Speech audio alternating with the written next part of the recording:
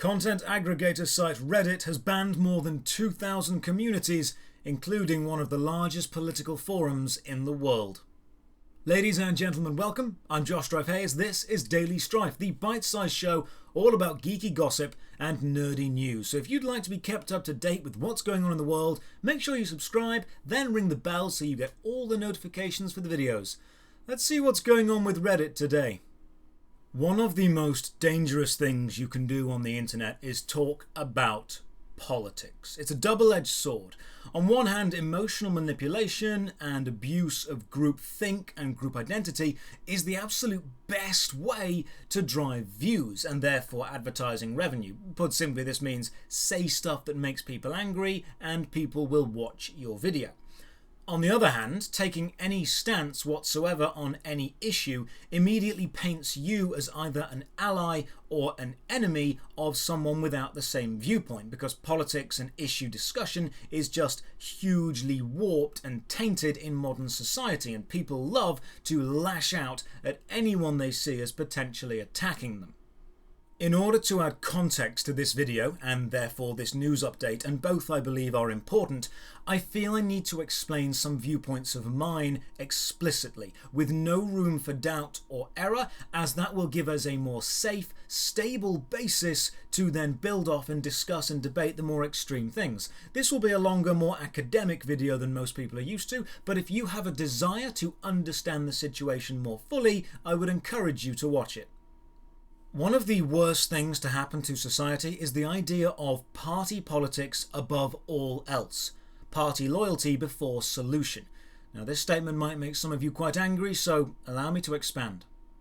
The world faces many problems: education, recreation, lifestyle, supply of food and resources, illness, both mental and physical, war, violence, corruption, and all these problems are worthy of being solved. Now, the solutions could come from anywhere and from anyone. Finding a solution to a problem is the priority. That's the goal. That's the ideal. Now imagine you are fiercely loyal to a political viewpoint or a certain ideology. You want to be the one to find the solution, because solving a problem allows you to, by extension of connection, point to your ideology as being right. You solved a problem and you think this way. Therefore, by association, this way of thinking is right. The problem happens when someone from an alternate ideology or worldview finds a solution to a problem, a perfectly legitimate and viable solution, but you oppose it, not on the grounds of it not being a good solution, but on the grounds of it coming from someone with an opposing ideology to your own. Because in this scenario, if the problem were to get fixed, whatever it is, people would connect the opposing ideology with the solution, and it would legitimize them and not you. This is party politics, where rigid loyalty to the system and making that system look good and others look incompetent is more important than finding actual solutions to problems. And in this scenario, problems don't get solved because you're immediately denying 50% of potential solutions, provided both ideologies are roughly the same popularity. Now, don't worry, I'm not just rambling, this will all tie in to the news update. Instead of groups, then, we need to look at individuals, single, specific people, and ask if they have a solution. Because a group is an intangible thing. A group is an idea. A group is made up of individuals. A group cannot solve a problem, but individuals within that group can. So we need to ask this of everyone, regardless of their affiliation with any group or community. If a person is able to solve a problem the world faces, that reflects on the person. Then, if by association any group that they're a member of wants to take the respect, the loyalty, the admiration for solving that problem, they're welcome to try, but remember, that's by affiliation, not by creation. So focus on the individual, not the overall narrative that individual may happen to be a part of. On to the story. Reddit has banned just over 2,000 communities for breaching its hate speech rules. Now, for those of you who don't use Reddit, let me give you a quick rundown. Reddit is one of the largest websites in the world. Anyone can join Reddit and post to it. It's a content aggregator site divided down into various specific subreddits, communities each dedicated to a specific thing. Each subreddit is identified as r/, then whatever the name is. So I'm a fan of the tabletop battle game Warhammer 40k. I can go to r/Warhammer 40k. I like Magic the Gathering, so there's r/Magic TCG. Every video game, sport, band, hobby, or any pastime or community you can think of has a subreddit and you're able to join. Posts made are then upvoted or downvoted. Upvoted posts rise to the top for the day, and downvoted posts get buried. This means popular posts move up, bad posts move down, and good content normally succeeds. Then the most popular posts of any subreddit may appear on the main Reddit general home feed. It's a pretty damn good system. I use Reddit a lot, from hobbies to interests to health and fitness. There's a lot of knowledgeable people on, and just like any site, it's got the rules you're expected to follow. Now recently Reddit actually updated its rules and content guidelines, so in the interests of accurate reporting, let's read the updated rules. Rule 1. Remember the human. Reddit is a place for creating community and belonging, not for attacking marginalised or vulnerable groups of people.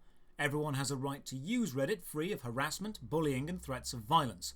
Communities and users that incite violence or that promote hate based on identity or vulnerability will be banned. Rule 2. Abide by community rules. Post authentic content into communities where you have a personal interest, and do not cheat or engage in content manipulation, including spamming, vote manipulation, ban evasion or subscriber fraud, or otherwise interfere with or disrupt Reddit communities. Now let's look at what's happened. Reddit has banned just over 2,000 subreddits. That's removing 2,000 communities from the site itself. They say they've done this because those communities were violating the hate speech rule. Reddit does state that only about 200 or so of the 2,000 removed subreddits had 10 or more active daily users, so they were very small communities. I don't think the size particularly matters. A community is a community. But what the news is choosing to focus on, the mainstream media, is the idea that the biggest political forum, The Donald, has been banned. Now r/The Donald was a subreddit dedicated to discussion and support of Donald Trump, and it had around 750,000 users, making it one of the largest subreddits on the site. It was one of the largest political forums in the world for discussing Donald Trump, and now it's been banned. Now, as I have mentioned earlier, humans are easily conditioned to instantly support their group and dislike another group. So some of you watching may have cheered at this. Some of you may be distraught at this news. I'm going to remind you, please, let's keep a level head and discuss the reality of this without any emotional reactions. The reason for the media focusing on this specific subreddit being banned, despite the fact it's one of the largest ones, is the fact they know it will have an emotional response. It will get people angry, and anger drives views and shares. The media want you to be angry. So I'm going to do something else, something a bit different.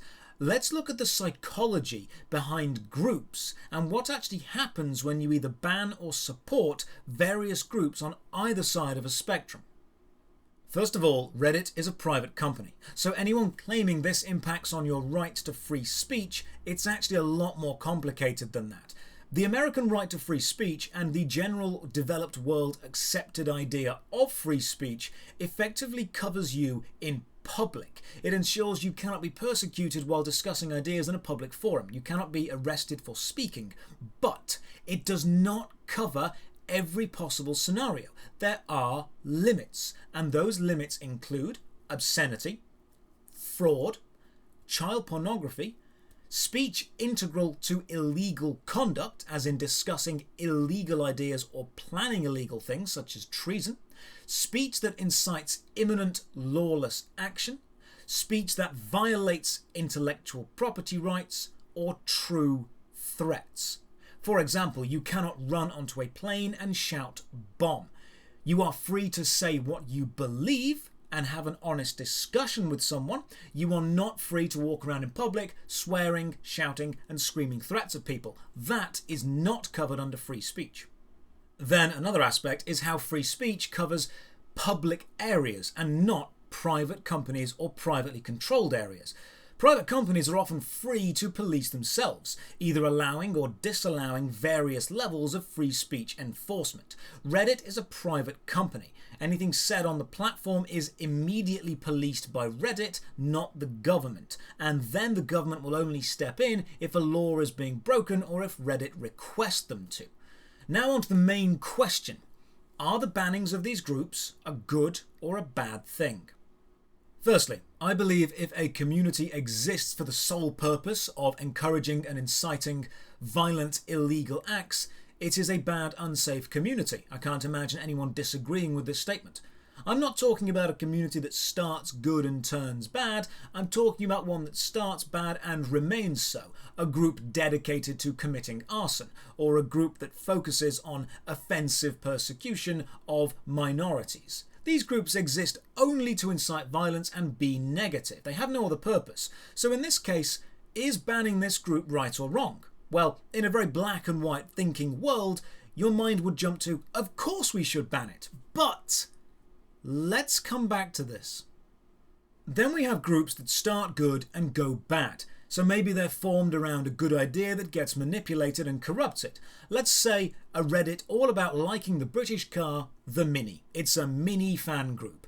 Then over time it evolves into a group of people who hate every car that isn't a Mini, and then the people that drive those cars, and ultimately it becomes about hating and being violent toward people that don't like the car, the Mini, as much as they do. Should this be banned? And then on the other side, you have groups that start for a good cause and remain relatively positive. I'm a fan of the subreddit r/broke hobbies. It focuses on supporting people who follow their passion but can't always afford to buy the actual expensive things needed. It's creative and supporting, and I enjoy being a part of that community. So we have 3 levels of community so far. Which one should be banned? The reaction of most people is, ban the one focused on hatred, and you'd be morally justified in thinking that. I don't need to explain to people why that's a good idea. So instead, let me put forward and explain another potential scenario. Here's a sliding scale of where those groups and various others could lie, from moral and just on the left to immoral and reprehensible on the right. Now at both ends are your extremes. In politics we'd call this the far right or the far left. Now people believe if you cut off the ends, then you remove the extremes from both sides, and whatever moderate middle you're left with now remains the moderate middle forever. And unfortunately, this isn't the case. Once the extremes as we know are removed, whatever is now on the newly created end becomes the new extreme. The scale doesn't continue to exist with the memory of what it had before, it expands and restructures into the new. A group that may have enjoyed being considered moderate or acceptable before, but as the more extreme elements are now gone, they find themselves on the very edge of the scale, one side or another, and now the new moderate will target them as the new extreme. So how does this all tie together? Reddit has banned entire communities it believes are extreme. Either they started as hate groups and continued, or they started with good intentions and were corrupted and are now breaking the terms of service, so they must be banned. Here's my problem with this solution. Now before this analysis continues, let me reiterate once more, I do not have a horse in this race and I'm not taking sides. Your political views are your political views and your ideology is yours. I am looking at this objectively. A group, as a collective, cannot actually break a rule because a group is not a living thing. A group is a combination of living things, individuals that make up said group. And these individuals can break rules. Much like I discussed earlier about how we cannot discount an individual's idea or solution because of their association with a group, it works the opposite way. We cannot punish a group for the actions of individuals within it. Even if it is a vast majority of individuals, it is not the group that is the problem. It is those individuals within that group. Now, before any of you jump to the conclusion that I'm supporting or denying any levels of politics, I want this to apply across all ideologies. I believe all human beings should universally be treated this way. There are good people and bad people on both sides of any conflict. Now, if an entire community is banned because that community is considered too extreme to save or fix, then a few things happen. First, it makes the closest community to it the new extreme and the next in line for a ban. Second, it disperses the people within the banned community around, and this can be a complex thing. If an individual within a hateful community is already full of hate and cannot be convinced otherwise, I've always been told you cannot reason someone out of a position they didn't reason themselves into, they now feel persecuted. A group they had been part of is banned and they now have a victim complex. This will absolutely reinforce their resolve that they were right all along. The world is against them and the group is the strongest and only thing they have. It will make them even more loyal to their opinions that are held so wrongly. So you're effectively creating a martyr.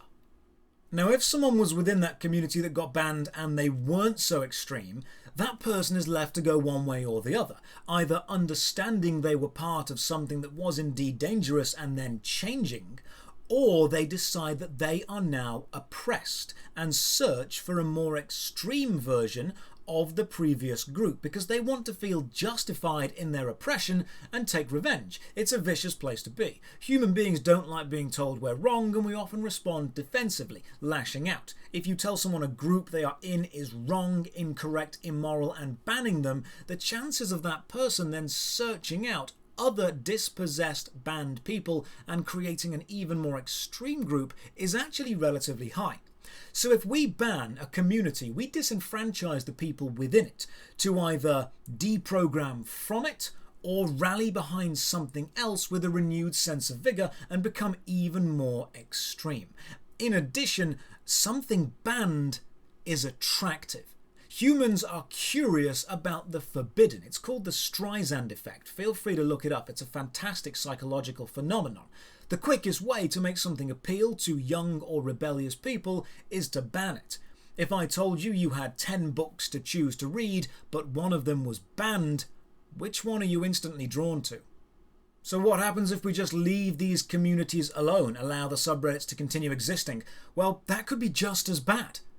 If a meeting point, such as an established group for something exists, then people are more likely to find it. And if people, say someone who likes minis, finds the mini support subreddit and spends time there, they may slowly become indoctrinated to the more hateful side. And suddenly, someone who was once simply a fan of the mini is now a bigot toward anyone without that car. Change and influence is slow.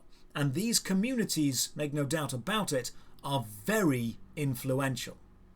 So this is what's happened at Reddit. The argument that allowing the community to continue and exist and act as a rallying point was more dangerous than destroying it and disbanding it clearly won. But was it the right choice? Not does it follow Reddit's terms of service. Not do you like or dislike the Donald. But is disbanding a community because it is extreme the right thing to do? Remember, a group cannot break a rule. Individuals within the group can.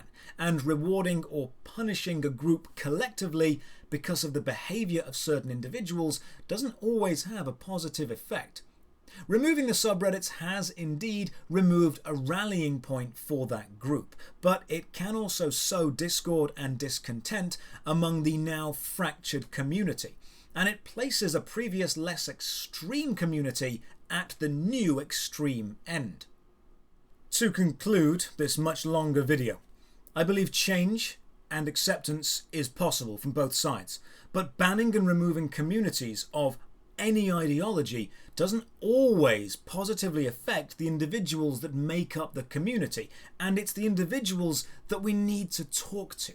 Instead of instantly dismissing someone or hating someone because of their connection to a group, a discussion, a friendly debate, an open-hearted dialogue with that person can often lead to a much more positive outcome for both people, because an individual is not always a perfect representation of the group. They're a much more complex thing than that. Most people, despite their allegiances to or against certain things, deep down are much better than you think they might be. Reddit are totally allowed to remove whatever they like from their platform. What I'm asking you to think moderately about is, does removing a community destroy that community? Or does it simply spread the individuals within that community into other avenues? Either more extreme, more dangerous, or hopefully in a more positive light, a changed view of the world. And does doing this draw attention and give the people within it the moral stance of, we are being oppressed? What's the right call? Regardless of political or ideological beliefs, regardless of your own bias or desire, what is the solution to a problem? Thank you for watching. I can understand this is an emotionally charged issue, and I ask people to be respectful of other people and their views. If you've enjoyed the video, then a like is much appreciated, and leave a comment down below if you'd like to chat to me. Subscriptions allow you to see all the videos I put out, and sharing this with a friend means the world to me. All my content is made possible by my supporters on Patreon. Check the description below for links to the Twitch, Discord chat you're welcome to join, and the Patreon if you'd like to support. Thank you for watching, and as always, have a great day.